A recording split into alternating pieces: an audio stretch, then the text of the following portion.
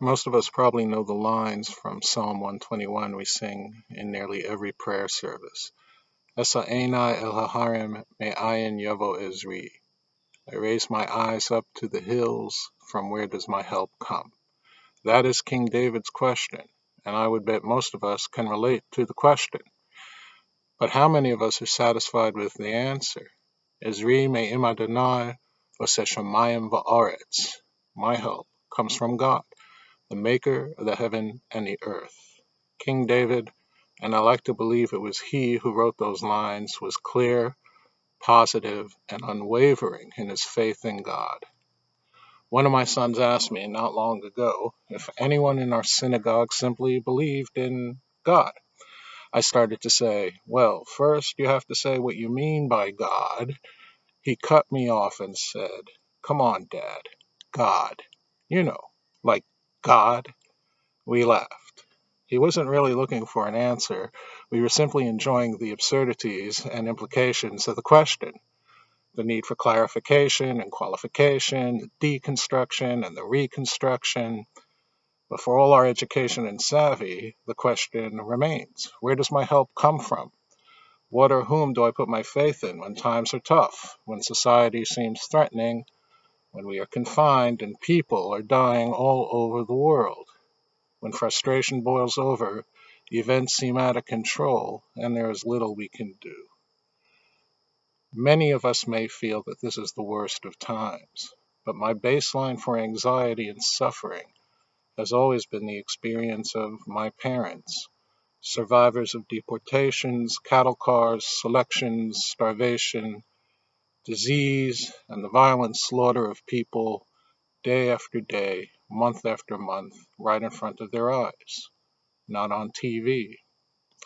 My parents survived in no small measure because they had a strong will to live. They chose life. That living a life was worth it, even with all they had lost, all that had been stolen, all that they had seen, the betrayals by people in their community, leaders of their country, the nations of the world, and even God on high. They put their faith in the memory and love of their parents, brothers and sisters, and the Jewish traditions they were raised in. They put their faith in living their lives as Jews because they remembered the goodness of the small world they lived in before the war and the Holocaust. They had faith that one day it might return, and when some semblance of it did, they put their faith in their children and the world to come here on this earth. They believed that good ultimately prevails, that their children would do a better job than they did. I asked my father late in his life if he believed in God, even after the Holocaust. He shrugged as if the question wasn't all that important and said to me that for 2 years in the displaced persons camp he lived in Germany, pious men, rabbis and the sons of rabbis, religious women, mothers, daughters who used to light the Shabbos candles, looked just like anyone else, clean-shaven, heads uncovered, trying to figure out where to go and what to do. For my father, it was as strange and unnerving as anything else he had experienced during the war. He said it didn't take too long for people to return to life. There were weddings, children were born, the beards came back, the candles were lit. They davened, shachars, mincha, and mariv.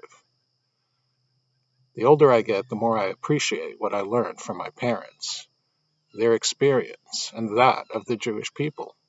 I place my faith, I have complete trust and confidence in this one intuition, that life, all life on earth, plant, animal, and everything in between, is divine and unique.